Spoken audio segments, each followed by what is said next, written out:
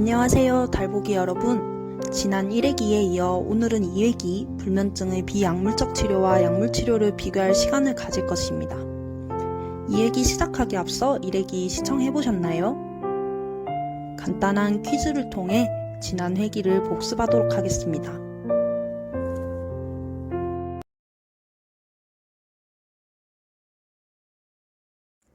먼저 첫 번째 질문입니다. 정상적인 수면을 위해 최소한 5시간은 자야 한다. OX 중에 선택하는 것입니다. 지난 회기를 열심히 시청하셨다면 정답을 고르는데 어려움이 없었을 거라 생각합니다. 자, 그럼 정답을 고민해 볼 시간을 가지겠습니다.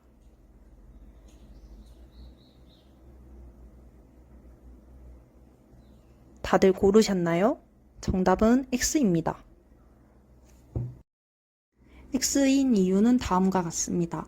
모든 사람에게 적용되는 적당한 수면 시간은 없습니다. 왜냐하면 사람마다 적정 수면 시간은 다르기 때문에 최소한 얼마는 자야 된다는 기준은 없기 때문입니다. 두 번째 질문입니다. 노화는 수면에 영향을 미치지 않는다입니다. 다들 고민해 볼 시간을 가지겠습니다. 다들 고르셨나요? 정답은 또 X입니다. 이유를 알아보겠습니다.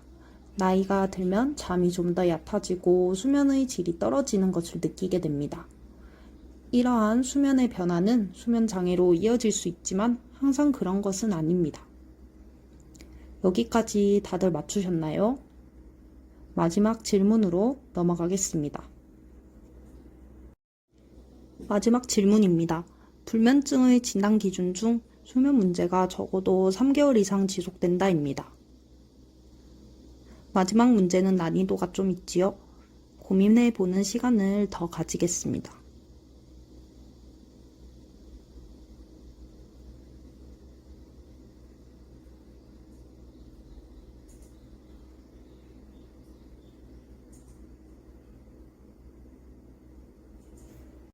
정답은 O입니다. 지난 회기 때 나온 불면증 진단 기준 DSM-5에 나온 항목에 나왔던 부분입니다.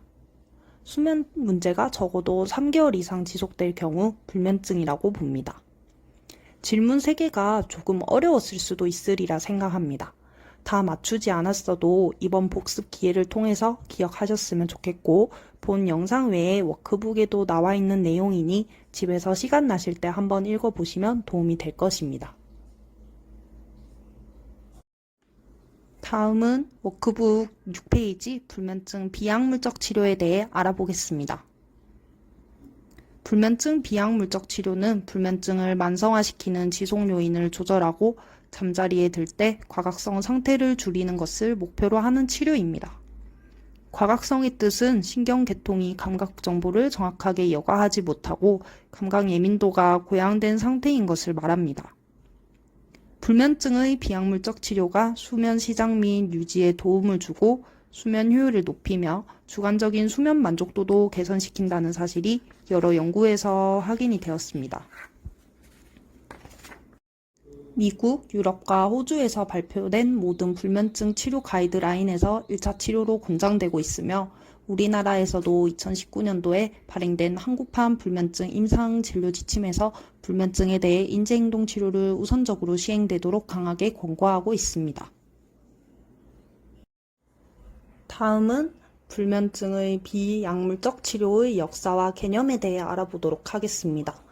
좋은 수면 습관을 갖고 잠자리에 들기 전 몸과 마음을 이완시키는 것은 잠을 잘 취할 수 있도록 도와줍니다. 1959년도에는 몸과 마음을 이완시키는 것이 불면증에 효과가 있다고 발표가 되었고 64년도에는 근육이완법이라는 방법을 통해 불면이 호전된다고 보고했습니다. 70년대 초반에는 이완요법이 불면에 효과가 있다는 사실이 여러 연구를 통해 입증되었습니다. 1972년도에는 잠자리에 들고 나오는 스케줄을 일정하게 하고 낮잠을 안 자는 자극조절 수면 개선법이 있었습니다. 87년도에는 수면 제한 요법이 수면 유지의 개선에 효과가 있다고 발표하였습니다. 우리가 지금부터 함께할 불면증 비약물적 치료는 수면에 대한 잘못된 믿음을 바로잡는 동시에 이러한 이완요법, 자극조절, 그리고 수면 제한 등을 적절히 시행하게 합니다. 더불어 수면에 안 좋은 영향을 주는 수면 습관들을 찾아보고 교정하도록 하겠습니다. 다음은 비약물적 치료 장점에 대해 알아보겠습니다. 장점은 대체적으로 안전하고 효과적인 치료입니다. 부작용은 대개 일시적이며 적절히 조절할 수 있습니다. 치료가 잘 수행할 경우 그 효과가 치료가 끝난 후 6개월에서 2년까지도 지속되는 것으로 알려져 있습니다. 이를 통해 치료 효과가 장기적으로 지속됨을 볼 수 있습니다. 또한 치료를 받은 사람들은 치료 후에 수면 및 낮 동안의 활동에 대한 만족도 역시 약물 치료보다 높다고 보고됩니다. 다음은 단점을 알아보겠습니다. 가장 흔한 부작용은 특히 치료 초반에 낮 동안 졸리는 것입니다. 몇몇 사람들은 수면 시간을 제한하는 것을 불안해하기도 합니다. 하지만 이런 부작용은 일시적이며 이완요법을 통해 그리고 치료가 진행되며 수면 시간을 늘려나감으로써 해결할 수 있습니다. 다음으로 비약물적 치료 금기 사항에 대해 알아보겠습니다.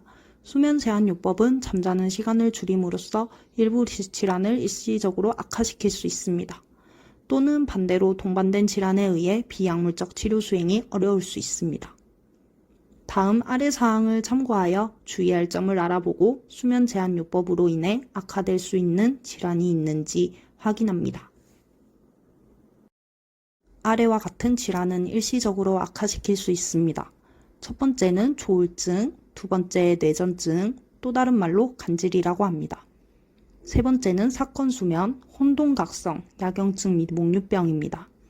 네 번째는 기면병 및 심한 주간졸림과 관련된 질환이며 이러한 질환은 일시적인 악화 요인이 됩니다. 다음으로 중간 점검 시간입니다. 앞서 안내한 이러한 질환이 현재 치료 중인지, 증상이 안정적으로 잘 조절되고 있는지 확인해 보도록 할까요? 각자 생각해보고 워크북 7페이지에 작성해 보도록 하겠습니다.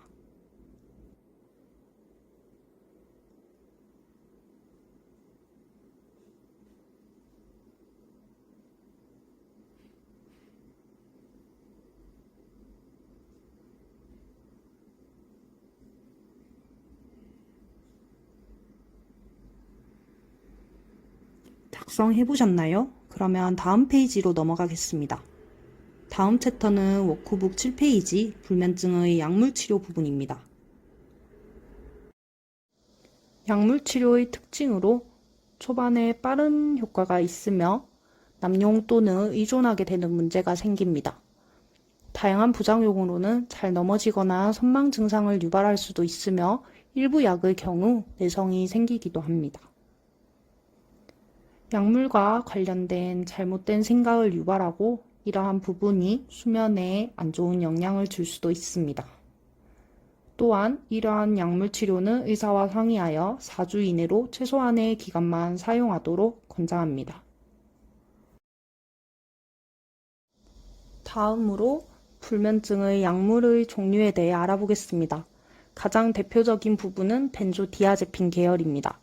가장 많이 사용되는 약물이며 흔한 부작용은 낮 동안 졸림, 운동실조. 운동실조란 신체 운동의 개시나 정지가 원활하게 이루어지지 않고 운동이 불안하게 동요되는 상태를 칭합니다. 그리고 어지럼증 및 인지기능 저하, 신체적, 정신적 의존성, 내성 및 금단 증상을 유발하기도 합니다. 다음은 비벤조디아제핀 계열약을 알아보도록 하겠습니다. 졸피뎀이라고 흔히들 많이 들어보셨는 분도 있을 겁니다. 비벤조디아제핀 계열은 잠이 드는데 걸리는 시간이 줄어들고 총 수면 시간은 늘어납니다. 흔한 부작용은 두통, 어지럼증, 낮 동안 졸림 등 있을 수 있고 권장 용량은 1일 10mg, 65세 이상 1일 5mg을 초과 복용 또는 술과 함께 복용 시 부작용이 커집니다. 기타 의약품으로는 멜라토닌 관련 약물입니다. 멜라토닌은 수면 유도제로 불면증을 앓고 있는 대상분들도 많이 복용하고 있는 부분입니다. 다음으로는 수면 효과가 있는 항우울제 또는 항정신병 약물도 있습니다. 이렇게 2회기가 마무리되었는데요. 영상을 시청하면서 두 가지 질문에 대해 생각해 볼 시간을 가지겠습니다. 첫 번째는 앞서 이야기한 중간 점검 질문 사항을 다시 정리해 볼 시간을 가지겠습니다. 두 번째는 현재 불면증 관련 복용하고 있는 약이 있는지 확인해 봅시다.